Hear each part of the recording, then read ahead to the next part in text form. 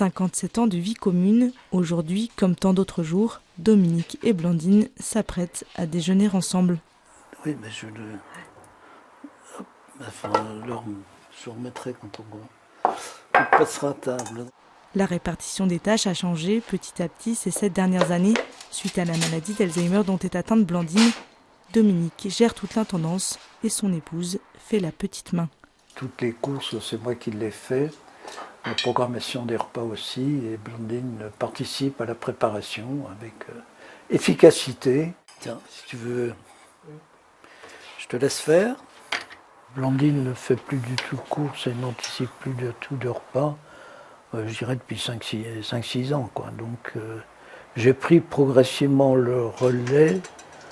La vie de tous les jours ne me pose pas de problème, si ce n'est que ça force à abandonner toutes les autres activités que j'avais pu conserver dans la mesure où il faut que je sois en permanence ici. Attends, on va t'as pris un tout petit bout. Ces moments du quotidien, seul à seul, avec son mari, c'est aussi ce qui fait la joie de Blandine. C'est très rare qu'on soit toutes deux, parce qu'on avait toujours des enfants ou des petits-enfants à garder. Et on a l'impression qu'on est tout seul. Seul, Dominique se sent souvent. Le couple peine de plus en plus à communiquer et les repas sont parfois bien silencieux. On n'est pas dans le même univers. Les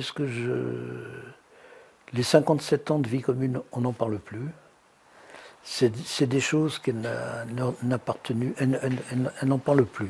Malgré leurs difficultés à échanger, le plus important pour eux, pour le moment, est de continuer à vivre sous le même toit. On a vécu suffisamment longtemps ensemble pour essayer de continuer à vivre le plus longtemps possible et au moins sans échanger intellectuellement ou c'est au moins continuer à vivre ensemble. Je pense que c'est notre bonheur à tous les deux. On a le temps, hein, il faut s'y mettre à 28, 29 là. Une fois le repas terminé, Dominique aide Blandine à s'installer pour son cours d'orthophonie à distance.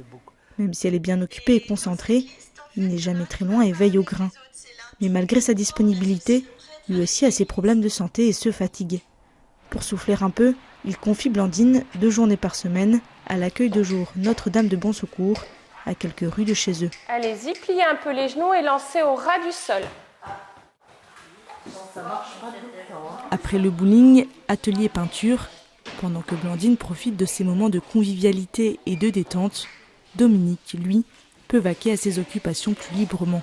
Comme Blandine est à l'accueil de jour, j'en profite pour passer du temps sur les associations dont je me suis occupé et pour lesquelles je continue à donner un coup de main. Mais le couple ne reste jamais bien longtemps loin l'un de l'autre. Sur les coups de 16 heures, Dominique vient chercher Blandine et ils reprennent ensemble le chemin de la maison.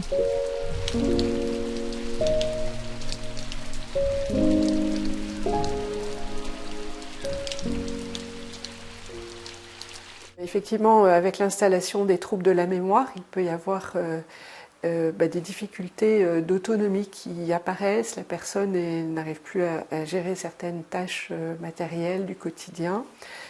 Et du coup, l'entourage se dit qu'il faut suppléer, qu'il faut aider. Souvent, c'est le conjoint qui est là, qui va devenir un peu l'aidant principal. Parfois, il n'y a pas de conjoint et ça va être un des enfants qui va assumer ce rôle, un enfant qui est plus proche, plus disponible. En même temps, l'idée c'est que la parole circule dans la famille, quelquefois on n'ose pas dire, mais c'est important d'en parler. Et puis chacun donne ce qu'il peut donner dans l'entourage, ce qui va être des relais aussi pour mieux vivre la situation. Il va y avoir aussi des aides matérielles ou humaines sur le plan social qui peuvent être mises en place et qui peuvent aider à gérer ces difficultés du quotidien.